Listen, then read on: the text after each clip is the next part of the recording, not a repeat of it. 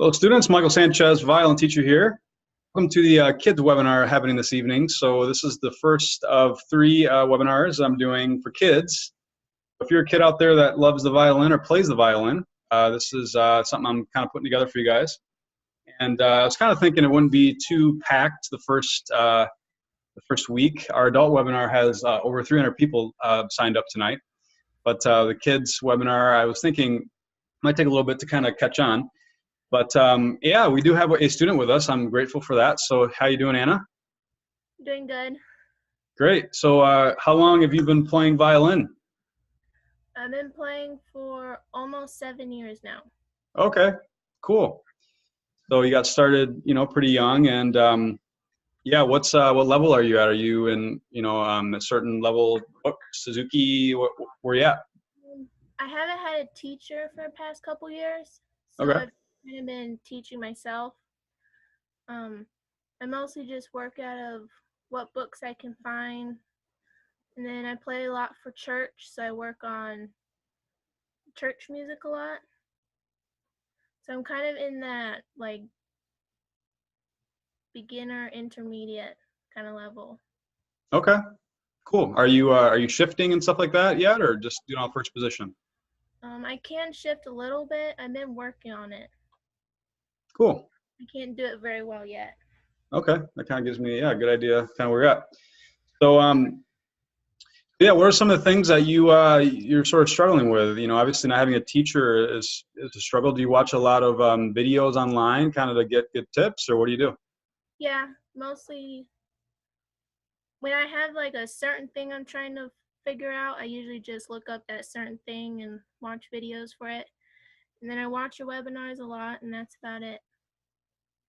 Okay, great.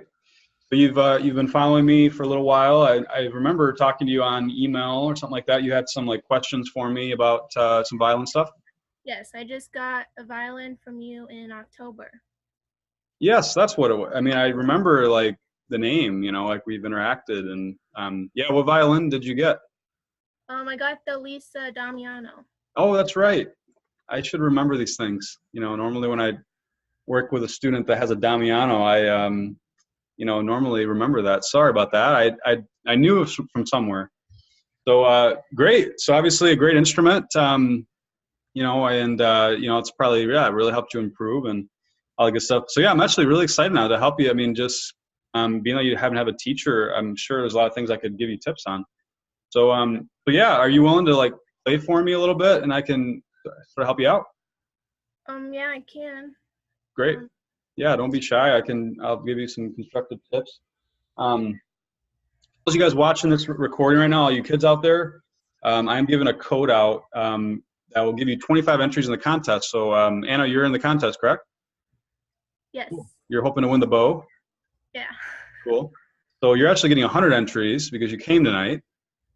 So you are getting a huge boost. So all you kids out there watching right now, you should come next week. Next week, Tuesday at 6:00 p.m. Eastern time.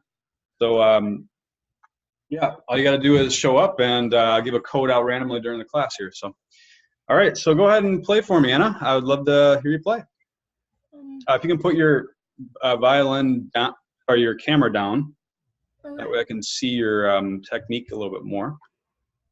Like that? Yeah, that's better. Mostly just play a lot of hymns from memory. Is that the Damiano? Yes. Okay. I noticed the 4 fine tuners on there, so you must have put that on later on. Yes, I did. Okay. I added it on from my old violin. Got it.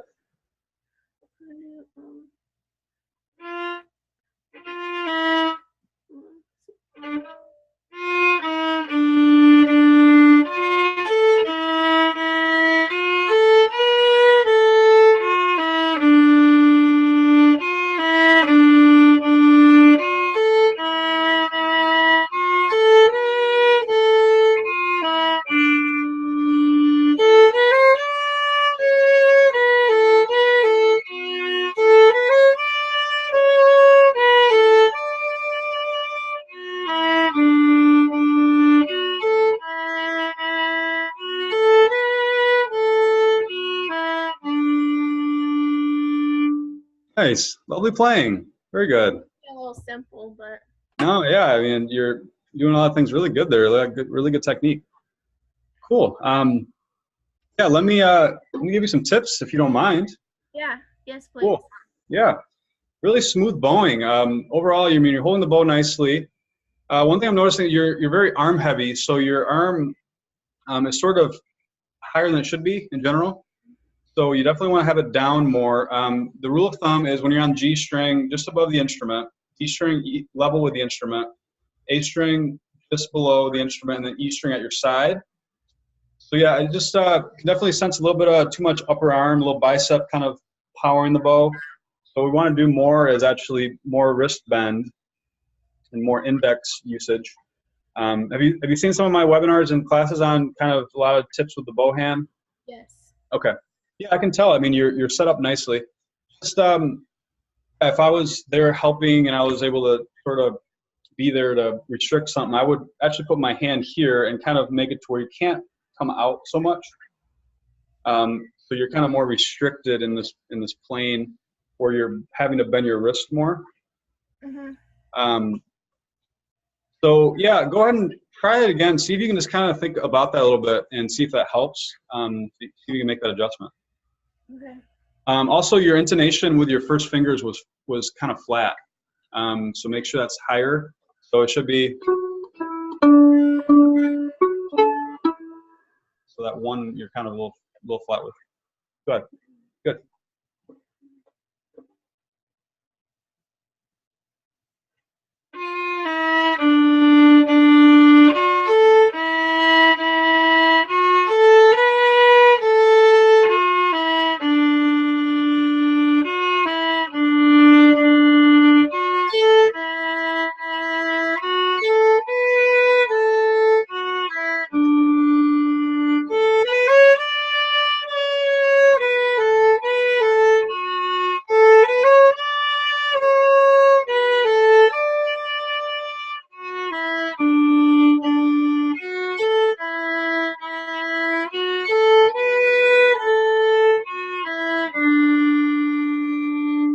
Nice. That was a little better in tune. Yeah, it's a little bit more though with the intonation.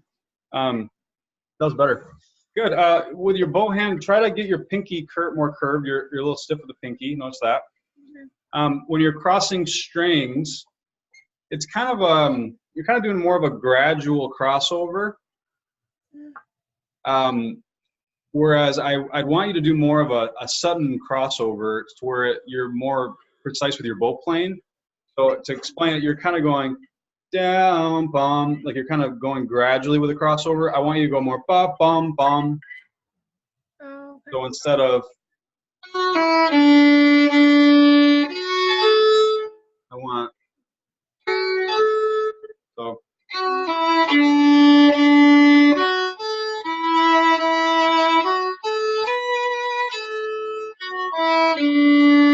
Like that. Oh, okay. Yeah, just a little bit more. It's just going to sound more musical. You're getting more kind of a blur. It's actually clean, but when you start getting more advanced music, it's going to be easier when you're doing it that way. Okay. Do you want me to do it again? What's that? You want me to do it again? Let's just hold on for 1 second. We actually have another student that's here. Cal. How you doing, Cal? You're one of the 2 people that are getting 100 entries to my violin contest. Congratulations for showing up. So maybe you are interested in winning the violin bow, I'm sure. I don't know if you want to pop on video, feel free. You can chat or you can leave. Guess he decided to take off. Cool. All right, so let's go back to what we were talking about. So yeah, I definitely think kind of working on the arm angle is definitely important, and then the intonation. So let's see if we can get that intonation a little bit better. So your thumb position inch away from the nut. Try to have your index parallel to that. Go ahead and just do a D major scale for me.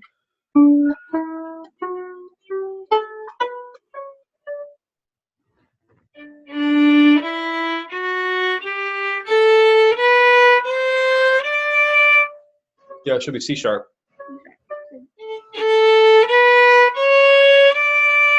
There you go. Very nice. And by the way, I really like your vibrato. It's very nice. It's a nice, rich vibrato.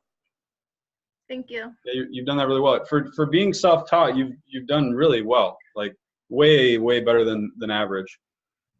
Normally, students in that boat develop a lot of bad habits, and you don't have really any really bad habits. I mean, just the arm is a little bit, and then the gradual crossover. But those are kind of more fixable habits. So good job. Really good job learning online. Thank you. Yeah, I would definitely recommend progressing into more advanced material. Definitely shifting for sure. And based on a few things I've seen too, I think you probably find a lot of benefit doing more scales. Yes.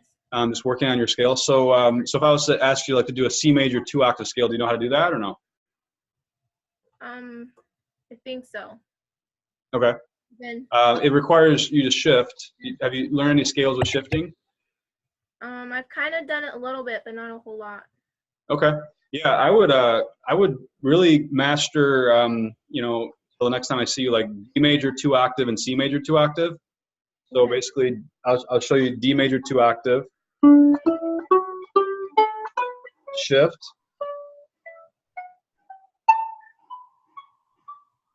so you basically have B natural, C sharp, whole steps, and then B natural next to the 3, and then shift down to G natural with a 2, low 2. And when you shift down, make sure that the thumb and the index are coming together so that you're in tune with that.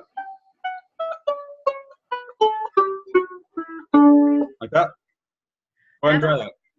I have a hard time knowing when I need to shift and when I should just cross strings. Oh, okay. Yeah, it really, with scales, it's kind of a preference thing, because really scales is just a matter of working on, you know, technique and stuff like that. So you could shift, you know, on the E string or the A string, but typically violin teachers teach it on the A string going up and then going down on the E string. Okay. Yeah. If you want to try it with that way, see how you do.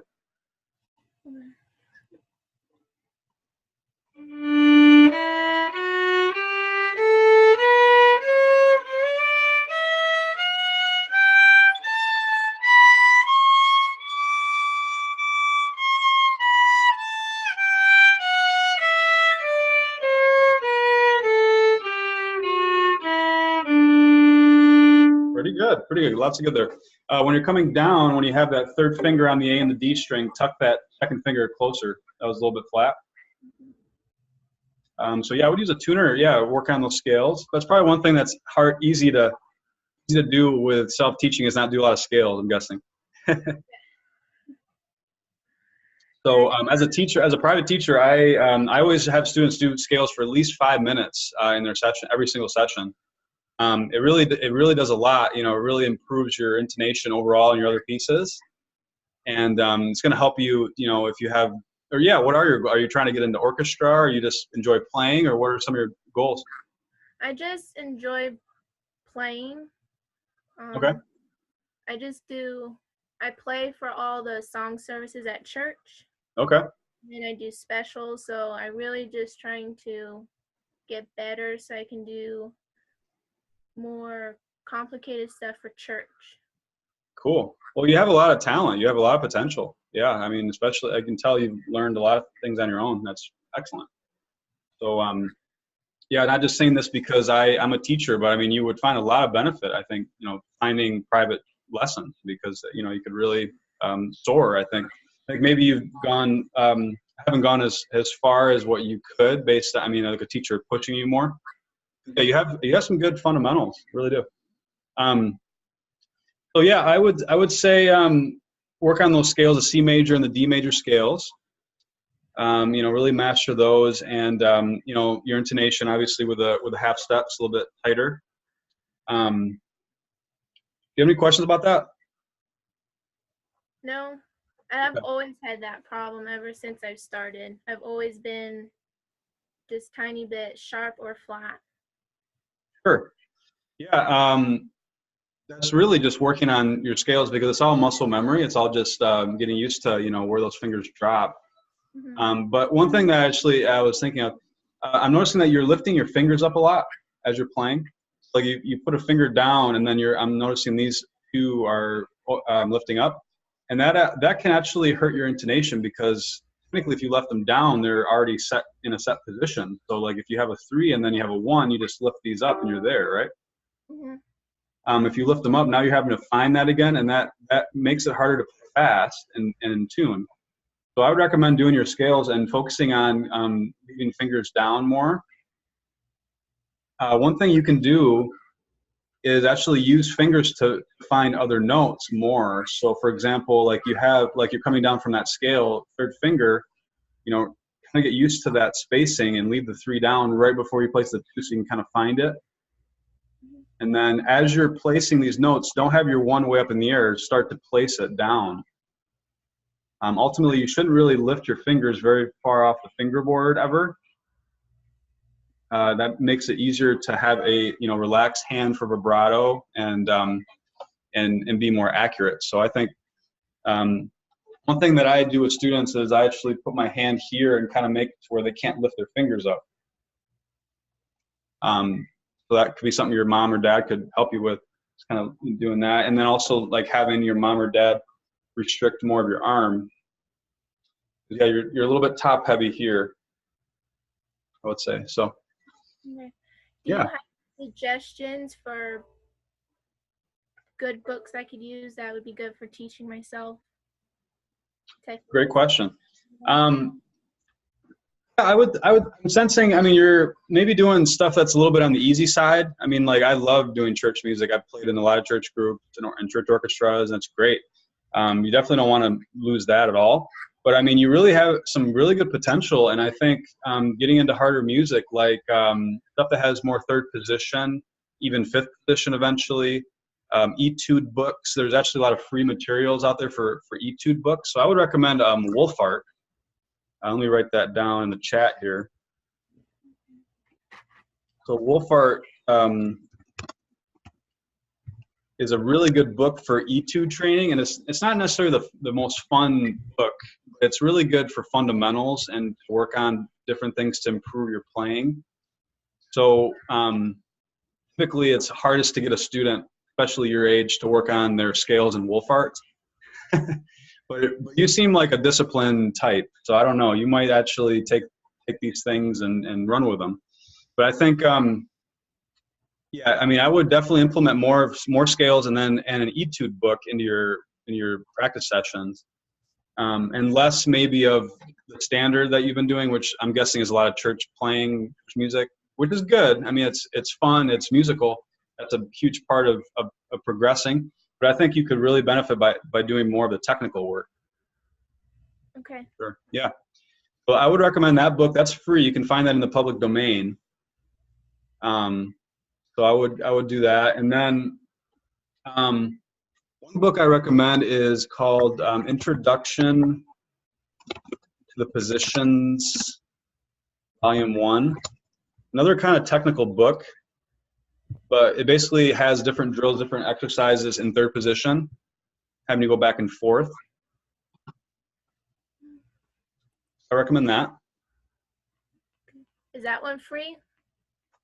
That one is not, but I think it's like $5. Not too bad. If you can't afford that, I would just look for some third position exercises, some sheet music in third position. And one thing you could do too, because you seem like a musical player, I recommend taking some of your church music and trying to start playing it in third position. Yes. And the rule of thumb is that you want to avoid crossing strings when you're playing the violin. So, for example, if you're playing and all of a sudden you have to go to the E string for one note and come back, it's a lot more efficient to play that in third position. Does that make sense? Yes. So, for example, even the piece that you're playing right there, let me see if I can find a spot or two where you could shift. So right here, you could do. There you go. And shift into third position there with a 2. I would shift on the A. Okay. Right there. So it's basically F sharp to A, and then back to first position with the E. So it'd be. So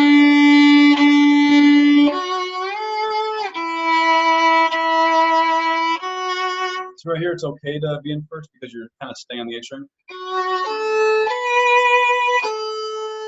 Right there, actually four. Four.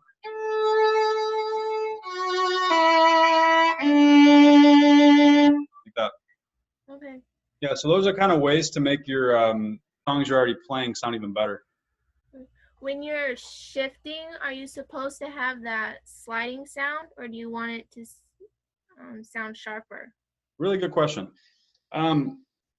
So basically, when you're first learning shifting, you don't want to think too much about the musical part of shifting. The biggest thing you want to kind of focus on is the intonation, is just being in tune, so using a tuner. But if you have a soft hand and you're shifting, it's more musical to shift like I did, kind of sliding a little bit, not like this. You don't want that like a trombone. But you want just like a slight little slide, and that also does help intonation a little bit too, to kind of work your way into it instead of just trying to land it. But like, so it's, that's actually what you can work on in that third position book. It's got a lot of exercises like that, like this.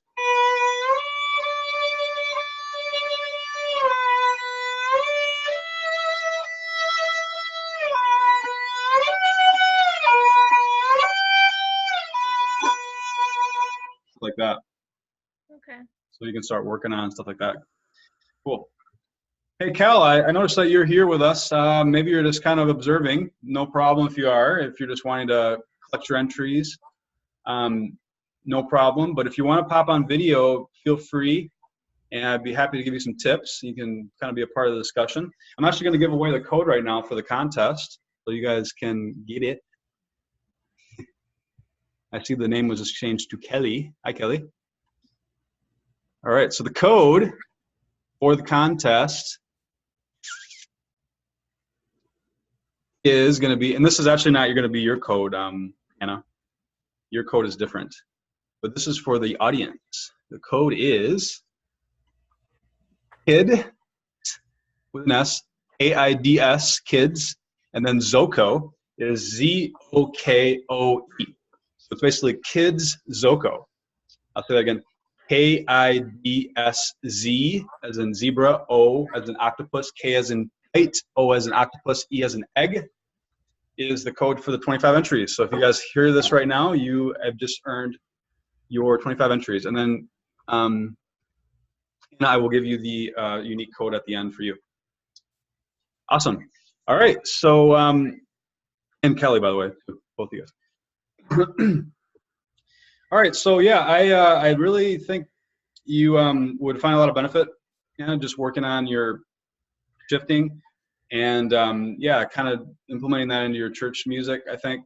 Are you playing like orchestrated music in church, or is it more improv, or more like you're playing with a pianist, like kind of just like for the offertory, or what's the setup? I'm just playing the regular music that the piano follows. Okay. It's like a small church, and you got kind of just do the offering plate and stuff like that here and there. Yes, and for when everybody's singing too. Oh, cool. Okay, so you're kind of just learning the melodies and not playing with like a band, or not playing like an orchestra. Okay. Yeah, I mean, I don't know, or where are you from, or where do you live? Arizona. Arizona. Have your parents looked into any sort of extracurricular violin programs for you? No, not really. We've never looked into it. Okay. I mean, there's for example, like here in Grand Rapids, Michigan, there's actually like a symphony orchestra that you can play in. It's called Festival of Lights, and you play your violin. It's free. You're basically serving, and you learn the sheet music, and you get to play with a bunch of like brass instruments and orchestra players. So there's always sort of different things like that are out there. So you might want to get your parents to kind of look into that for you. There's free programs, but there's also ones that are like a tuition based. Around here, there's quite a few of those. So like a student like you, I'd always like kind of push try out for something like that, because that kind of makes you practice more and learn more of the techniques of violin, you know? So around here, for example, there's basically, you have what's called St. Cecilia Music Society, and then you have the Grand Rapids Youth Symphony. So for somebody like you, I could see you easily getting into like the St. Cecilia start, which is basically where all the kids are, or how old are you? 17. 17, okay. So yeah, I mean, around here it's I think they actually are up to 18, but basically you would try out, and then you have your first, second, and third violins. So like you would kind of get placed into a certain section, and then it's motivating to sort of work your way up. You know, like if you play well, you get a better chair. You know, and then you can ultimately like become the concert master. You know, it's kind of fun, exciting. So without that sort of thing, I mean, I can't tell you how many times, like how much that's motivated my teenager students, like where they're like practicing like mad, like to get a good chair. It's competitive, it's fun, right? So I would do that. You know, I think if you were to get involved in something like that, it might kind of push you maybe to play in college. You know, play in a college orchestra or something like that. How do you go about finding something like that? That's a good question. I would recommend calling up various string teachers in the area, like you're looking for lessons, and just say, hey, my name's Anna, and I'm a violinist, and I'm kind of just looking to learn more about, you know, different programs in the area. Like, what do you recommend, or where do you recommend for your students to audition for, to work towards? You know, so they might say like, you know, yeah, we have a youth orchestra that's really good, or a small group here or there, and yeah, they're normally very connected. You know, like they know all the programs, because they're ultimately trying to get their students into them. So I would do that. The other alternative would be to contact like the local university and talk to the conductor or the coordinator, and they're normally pretty connected too and know kind of what's happening around. So, you know, but yeah, I mean, you could. Are you going to college anywhere, or you don't know yet, or? No, don't know yet. Don't know yet. Okay, that's fun. You know, it's fun to play an orchestra. I could see you being one of those like really happy orchestra players. You know. Yeah. You know, where you meet friends, and you meet other people, and you know, you kind of become an orchestra geek. You know, a little bit. You kind of, you know, you get excited when you learn a new piece and learn a new song, stuff like that. But yeah, it's kind of a fun. I did college music, and I've always tried to work my students into playing in college orchestras. Most all colleges have some sort of orchestra, or like smaller ensemble, at least a minimum, that you could kind of. There's always something out there, you know. Mm-hmm. So. And I don't really have a problem playing in front of people. I kind of enjoy it. Oh yeah, no, I can tell you're a musical player, which is great. I mean, there's two different types of players. There's a very technical player and a musical player. You want to have a balance of that. You know, if you're one side or the other, it can kind of make progressing challenging, because if you're too musical, then you're not really like learning the new technique to like progress, right? If you're too technical, you're sitting in your basement, never practicing, practicing but not playing for anybody. You know, like yeah, in 10 years I'll play my violin for somebody, you know, that kind of person, right? That's a lot of adults and stuff. So yeah, I would say, you know, you have a lot of talent, a lot of musical talent, and I would just do more of the technical part of violin. Okay. Yeah. So, you know, I would do a lesson here or there with somebody, maybe even like a college student who's like affordable, you know. Yeah. Where they'd be willing to give you some tips or just kind of lead you on the right track. I'd be willing to help, you know, send me an email or whatever, give you some more tips. You want to post a video or whatever, but yeah, I mean, it sounds like you're very smart and very capable, and you know, I would really, I wouldn't just tell you all that if I didn't mean it. I think you have some good talent, and I would definitely utilize it. Okay. Thank you. Yeah. You're very welcome. Kelly, are you around? I'm unmuting you right now. Hello? Can you hear me? Hello? Okay. Well, you have any other questions, Anna? Not that I can think of right now. Okay. So I'll be doing this again next week. So maybe we'll have a couple more people. But I wasn't expecting, you know, too much. But yeah, I mean, you came and hopefully learned something, and then you get some entries. So I'm gonna go ahead and send that to you guys here. So this is the code to place in the contest for the 100 entries. So if you put that in, that should register. And then, yeah, it's basically every week, every student can come to one webinar and earn the 100 entries. Or if they can't make it, they can at least watch the replay.